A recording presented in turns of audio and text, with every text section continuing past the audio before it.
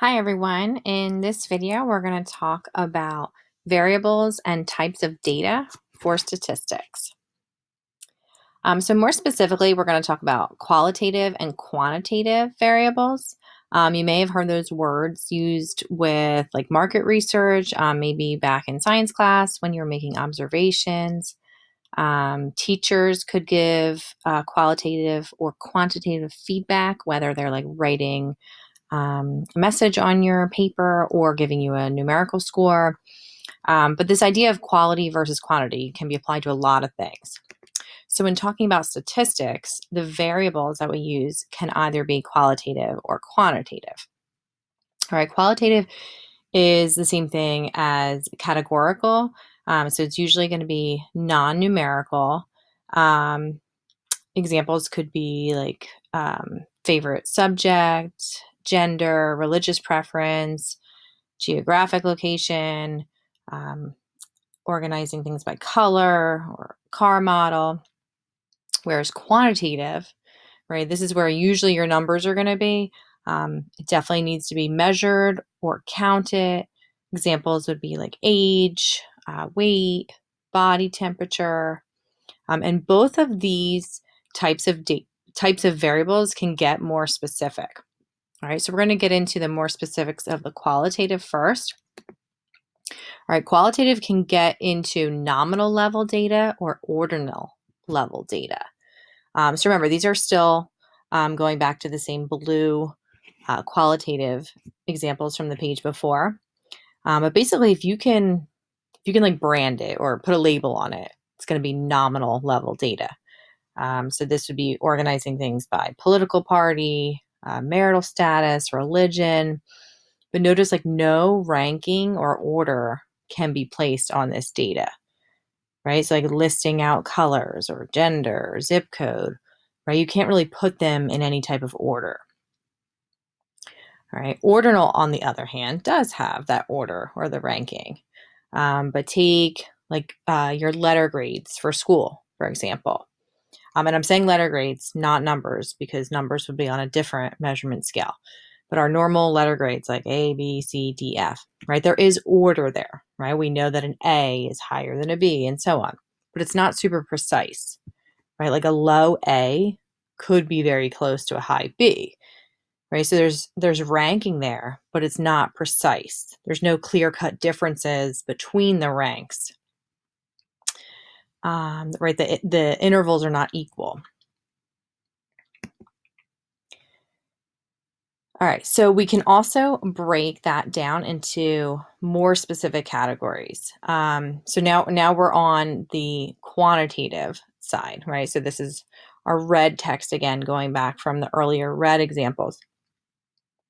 All right, and I put these old toy examples. I don't know if you guys ever had a Lite-Brite or an Etch-a-Sketch when you were younger. I always wanted a Lite-Brite. I never got one. But I put like the probably the original box there on the top left and the newer one that you can get on Amazon now. And those Lite-Brite kids are still trying to make that same boat. But if you can count it, then it's discrete. Okay, so the reason the Lite-Brite example is here is because these you got to like move, like actually pick up those little pegs and move them into the little circle spots in order to make that design. Right? So you couldn't like move half a peg, and you couldn't necessarily place the peg anywhere you wanted on the board. It had to be in those specific little holes. Whereas the Etch-a-Sketch, on the other hand, right, you could move those knobs all around. You could draw anywhere on that board. All right, so I kind of just brought this example to help you remember the difference between discrete and continuous. Right, if you can count it, it's discrete. So that could be like number of kids in a family, number of students in a class. In terms of like maybe when you heard discrete in algebra before, might be like just like the set of whole numbers, right? Like 1, 2, 3, 4, 5, and so on, right? No decimals, right? Not it does not include like every single number in between it. Whereas the Etch-a-Sketch, right? If we're thinking about like a number line, every single little decimal would be included. So usually with continuous, it's things that we can measure. So like length, weight, temperature. anything, like if you had a graph that would be continuous, just like the Etch-a-Sketch, like your pencil would never be able to come off the paper. There would be no like holes or gaps in the graph. All right, and I do want to just say to be careful about when you're categorizing like things like money or shoes, because at first glance you might think that money would be continuous because it comes in decimals, right? But with money, we're limited to the hundredths place because of cents, right? You're never going to owe your friend $5.251, right? And you can't go bowling and rent like a 6 1/4 shoe, right? So discrete can still have decimals, but it doesn't include every decimal possible. All right, so then we can get more specific again. So those continuous variables can also get categorized into interval level or ratio level data. All right, so remember, we're still talking about quantitative, right? We're still in our red text. So in terms of our levels, right, it gets more specific as we go, right? We started with the qualitative nominal level that had no ranking at all, right? Like zip code, gender, right? Then we went to the ordinal that did have ranking, but it wasn't precise between the ranks, right? So now we're getting to where precise differences do exist. But the only difference between these two really is whether a natural zero occurs. And what I mean by that is on the left here with the interval level, right? Temperature would be an example of that. And even though 0 degrees Fahrenheit exist, it's not like a natural zero, right? Like 0 degrees does not mean no heat, right? Like because temperature can get lower than 0, right? And also with temperature, right, like 32 degrees Fahrenheit is freezing, right? So that's already no heat.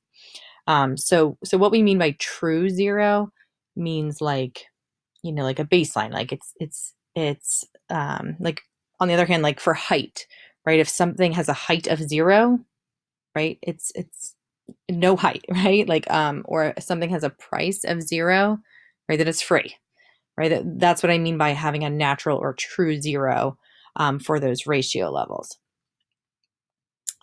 The other thing with like ratio level would be this is where your number grades would come in. So, right, like we talked about letter grades before, but now we're getting more specific. We could have like a 96 compared to an 86, right? We know it's a 10-point difference.